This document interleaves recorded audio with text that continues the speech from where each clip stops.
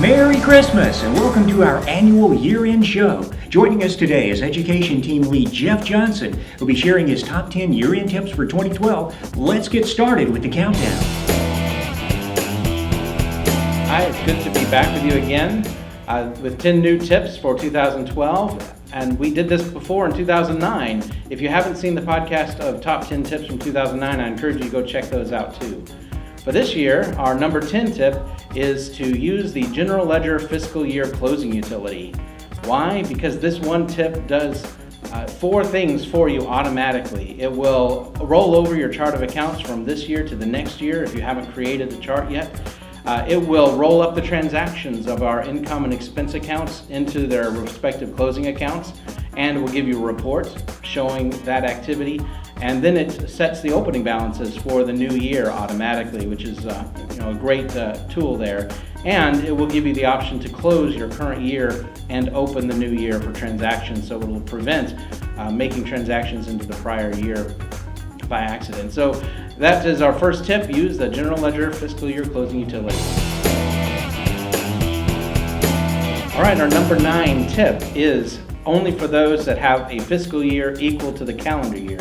If so, January is going to be your period 1 in the new fiscal year, and you want to be ready for it. So make sure that your budgets are all in place, that you have any new accounts created that you need to, and so you'll be ready to hit the ground running when January 1 hits. And while you're editing those budgets, you might as well add one for training, because with new staff and changes coming down the pike, training Shelby V5 is going to be a necessary budget item.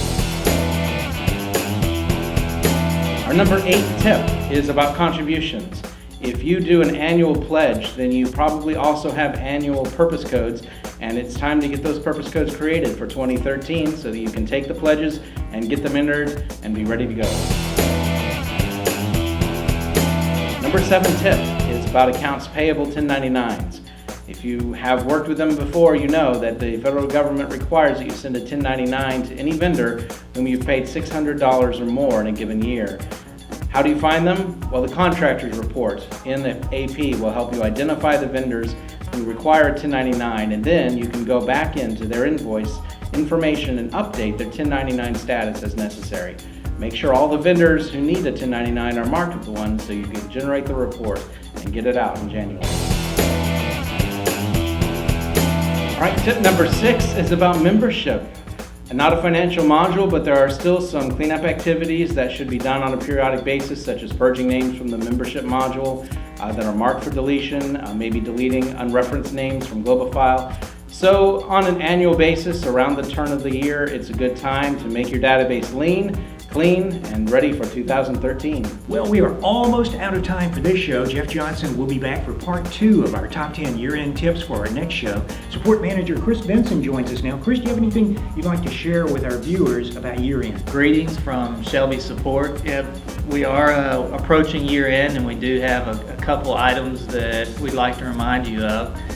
First of all, we will have tax forms and tax tables for 2 different versions, version 511 and 512. This does require that you either be on version 511 6000 that was released back in May, or the most current version that's on our community is 512 1000. And so if you're not on either one of those versions, we do need you to go ahead and update as soon as possible.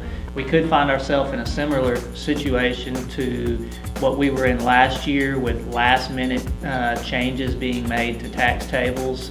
And so any kind of those announcements, any kind of last minute changes will be posted out in the community in the announcement area. We'll have some additional information for you in the January podcast, and we look forward to seeing you then. Well, Christmas is going to be here very soon. Geoff, I know that you adopted a little girl last year.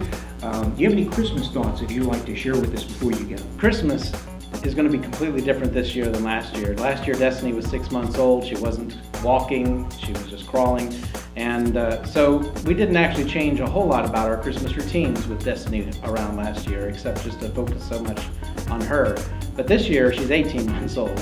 And so now she's going to be running around and getting into things. And our biggest worry is what are we going to do to keep the tree vertical while Destiny is running around. So, this year, Christmas is kind of about growing up and about destiny growing. So we're going to have to approach Christmas with some creativity and some patience this year. And it makes me think about how growth just requires those things. Even at my church, we're a growing church and we've had to start a new service, which has created some complexities as well as opportunities. And you have to be patient trying to get in and out of your place at church. So patience, creativity is needed, whether it's a growing person or a growing church, or even somebody personally growing in their faith. I think that also requires patience and creativity. And that's what I'm thinking about this Christmas.